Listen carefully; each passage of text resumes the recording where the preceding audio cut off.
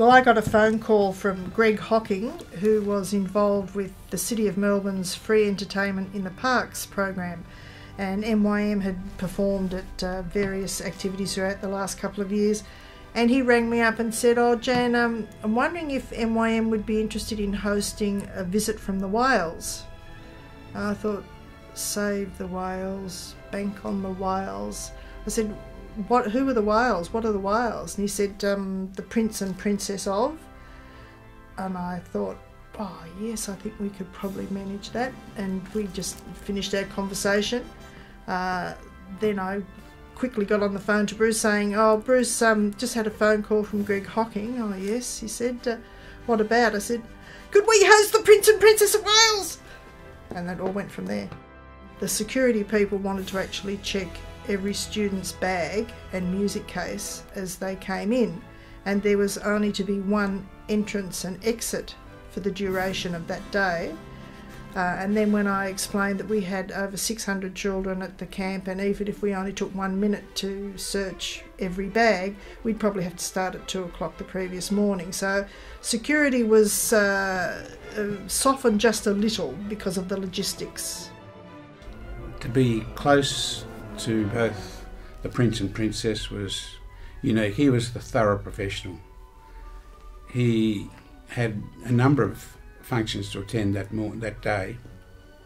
He was with us for an hour, but he knew as much about MYM as you would expect anybody. He'd done his homework. He knew about the summer school and how long it had been running and all that sort of thing. He was a thorough professional. In the lead up to all of the protocol, I was a bit of a Republican, I suppose, and I said to Bruce, "I hope I don't have to curtsy." And he just looked at me with the steely blue eyes, which should have been a warning. I said, "Because I don't think I could curtsy. I don't think I can do that." And Bruce said, "That's fine. Out of the line. If you're in the line, you curtsy. If you're not going to curtsy, out of the line." I very quickly learned how to curtsy. To see her as close as we all are, she was stunning. Just breathtaking. In her looks. Absolutely stunning. We knew the Prince had learnt the cello in his young days, so we put the cello tutorial in there with old Henry Tuzo, who was 83 or 4 I think at the time, but Henry had played in English orchestras and the MSO for many years, and he was a great teacher and a great cellist. So Charles takes the cello up, and of course the room lights up with all of the flashes. The Princess was sitting there, and all of a sudden she stood up. And you know, in 216, over in the corner is the grand piano. She went right over to the grand piano and sat down and started to play. Well, you can imagine, this was totally unscripted. It was only to be Charles playing the cello. All the lights went like this. She finished, and she played a bit of the Rachmaninoff's second piano concerto, or the opening theme of it anyway.